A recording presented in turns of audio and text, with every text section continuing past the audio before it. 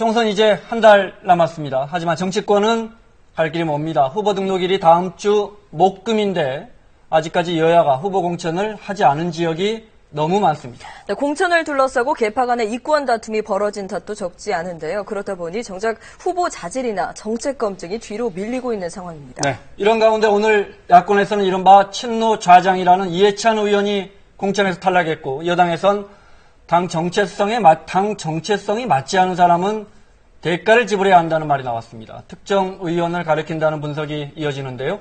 한 달 앞으로 다가온 총선 전국 동국대 정치외교학과의 박명호 교수와 살펴보겠습니다. 교수님 어서 오십시오. 안녕하세요.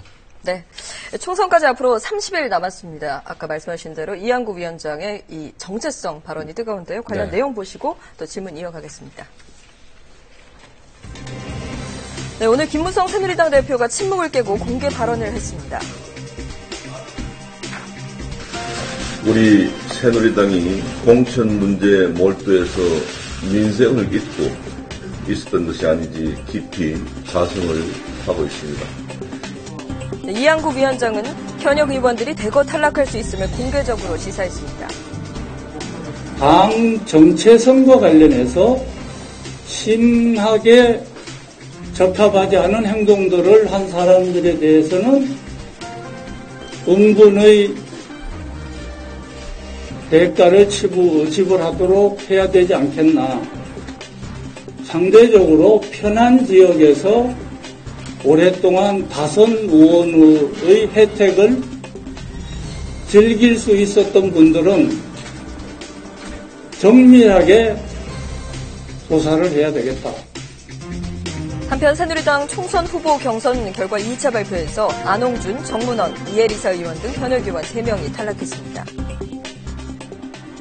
보신 것처럼 오늘 여당에서 가장 뜨거웠던 부분은 이한구 위원장의 발언입니다. 구체적인 이름은 하나도 언급하지 않았지만 정체성, 다선 의원 발언을 놓고 해석이 분분한데요. 교수님 보시기에 혹시 당 정체성을 주요 기준으로 삼겠다.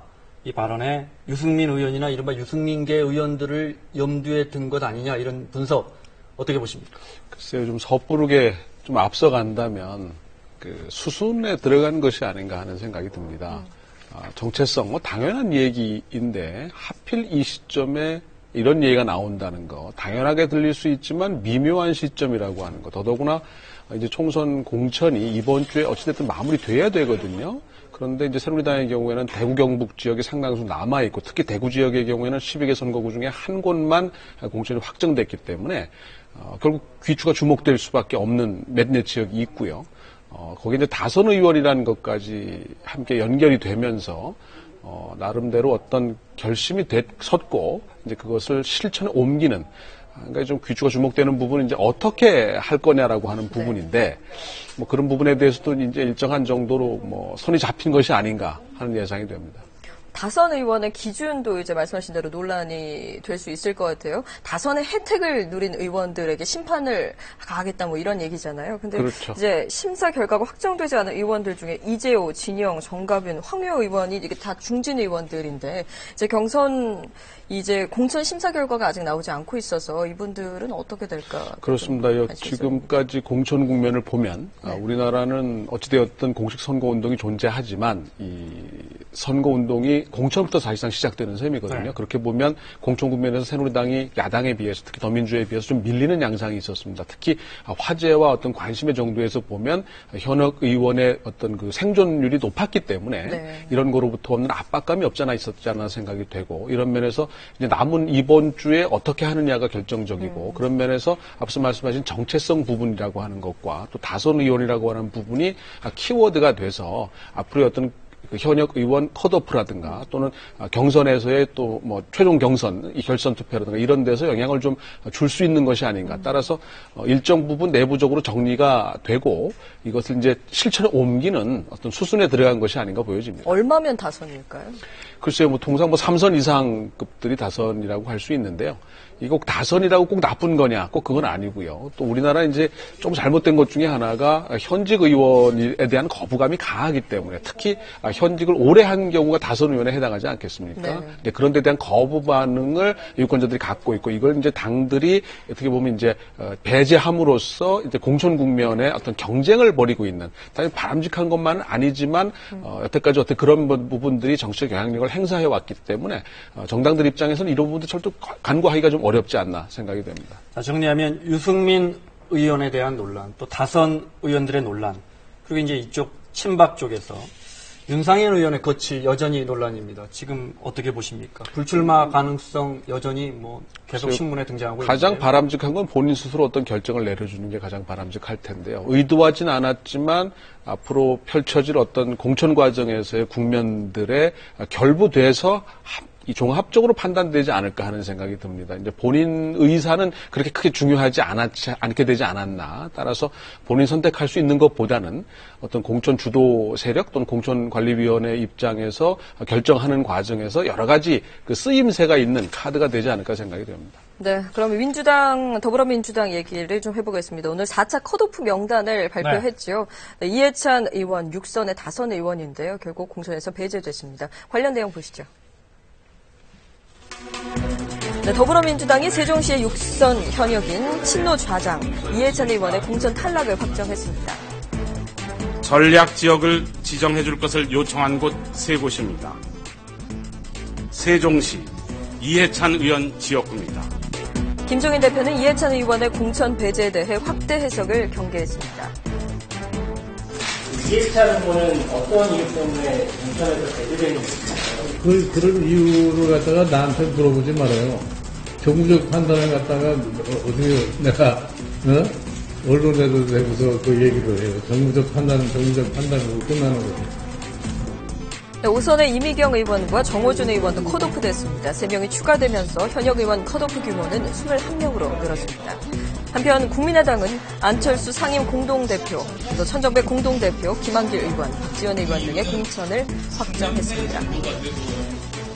들으신 것처럼 김종인 대표가 정무적 판단이라고 밝혔거든요. 여기서 정무적 판단 어떻게 해석할 수 있는지, 그리고 이 질문 꼭 드리고 싶은데 이게 국민의당과 연대하기 위한 포석이다, 이런 분석 어떻게 보십니까? 뭐 다양한 카드가 있었을 겁니다. 다양한 포석이 있었을 거고요. 말씀하신 것처럼 친노 패권 청산, 낡은 진보 청산이라고 하는 지금 바깥에 나가 있는 분들의 요구사항을 해소시켜주는, 들어주는 어떤 그런 저기도 있고요. 또 당내 이제 권력 지형을 바꾸는 어떤 상징성도 있고, 또 김종인화되는 과정이 좀 더 강화된다고 볼 수 있고요. 그다음에 앞서 말씀드린 것처럼 공천 국면을 더민주가 좀 주도해 왔는데, 그 주도해 온 공천 과정을 어떻게 보면 최종적으로 확인하는 어떤 상징성의 측면에서 이해찬 의원의 거치가 상당히 주목을 받아왔는데, 결국은 이제 예상대로 컷오프 됐습니다. 이제 본인이 어떤 선택을 할지 좀 더 바람직한 선택이었다라면 이제 스스로 좀 더 극적인 장면을 연출해내는 것이었는데, 특히 이제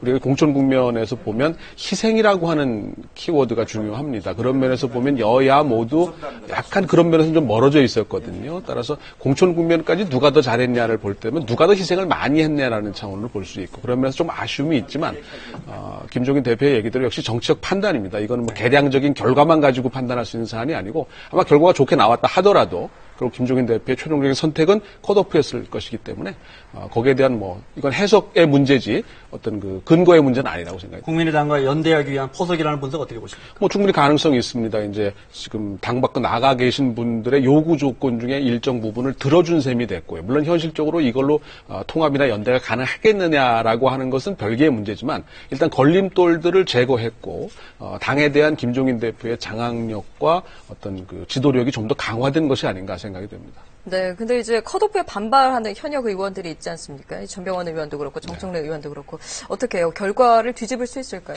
재심 요청은 어쨌든 정해진 절차이기 때문에 가능하겠습니다만은 특별히 그걸 바꿀 만한 특별한 이유를 발견하기가 좀 어렵지 않겠나. 역시 정무적 선택을 또 해야 되는데 그것을 합리화시킬 수 있는 다른 어떤 근거를 찾아내기가 쉽지 않지 않겠냐. 따라서 재심 절차라고 하는 것은 절차이기 때문에 얼마든지 진행 가능하겠지만, 재심을 통해서 결과가 뒤집어진다고 하는 것은 좀 예상하기 어렵지 않겠나 생각이 듭니다. 네, 총선까지 이제 한 달밖에 남지 않은 상황인데요.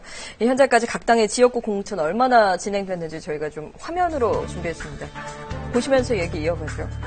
공천 심사를 완료한 지역들, 이제 새누리당, 더불어민주당, 국민의당, 이게 현재 상황은 아니고요. 2시 20분. 네, 오후 2시 현재 상황이기 때문에 조금 더 늘었을 가능성이 있습니다. 네. 지금 상당히 늦게 진행되는 상황이고요. 새누리당은 단수 후보 확정한 게 107곳밖에 되지 않습니다. 더불어민주당 150석이고요. 네, 국민의당은 91석이네요. 그리고 경선 지역도 발표가 됐고 손도 못 댄 지역들이 상당히 많습니다. 새누리당 같은 경우는 48곳이나 되고요. 자, 교수님. 한 달 남았습니다. 네. 4월 13일이 총선이니까요. 잘못하다가는 깜깜이 선거가 될 수 있다 이런 분석도 나옵니다. 어떻게 보십니까? 잘못하면 이미 시작이 된 것 같습니다. 사실 24, 25 다음 주 목금이 그 후보 등록이 되고요. 유권자들은 아직 상당한 지역구에서 후보가 확정이 안 됐고 확정이 됐다 하더라도 후보를 파악할 수 있는 시간이 너무 짧게 주어져 있는 상황입니다. 따라서 이게 선거구 획정부터 늦어지면서 계속 지금 연쇄적으로 늦어지고 있는 상황이거든요. 따라서 앞으로 이 공천을 어느 시점까지 제도화시킬 수 있도록 완성하지 않으면 그 다음 총선거에 좀 그 불이익을 준다든가 하는 방식으로 따라서 선거구 획정부터 이루어지는 뭐 이런 좀 법정화하는 노력이 좀 필요하지 않겠나. 그래서 유권자들이 충분한 시간을 갖고 판단할 수 있는 시간이 필요하지 않나 생각이 됩니다. 네, 그러니까 자질이나 공약 검증을 할 시간이 전혀 확보되지 않고 있는 거의 거잖아요. 없다고 봐도 이번 선거의 경우에는 뭐 무리가 아닐까 생각이 됩니다. 네, 그래도 선관위에 10대 정책을 내놨다고 하는데요. 이런 것들 좀 확인해 볼 수 있죠. 어떻게 확인해 볼 수 있습니까? 그렇습니다. 선관위 홈페이지를 통해서도 확인이 되고요. 또 최근에 이제 선거 방송 토론을 통해서 정당 간 정책 토론이 계속 이제 이어지게 될 겁니다. 다만 문제는 유권자들이 여기에 관심을 가질 만한 환경이 조성되지 않았다라고 하는 거거든요. 아무래도 공천에 대한 관심이 지금 집중되어 있기 때문에 누가 됐다, 안 됐다, 뭐 이런 부분에 대한 관심이거든요. 따라서 이게 선거나 정책에 대한 유권자들의 관심이 좀 더 안정될 수 있도록 만들어줘야 되는데 그 부분에서는 조금 좀 미흡하지 않았나 생각이 됩니다. 알겠습니다. 오늘 말씀은 여기까지 듣겠습니다. 고맙습니다.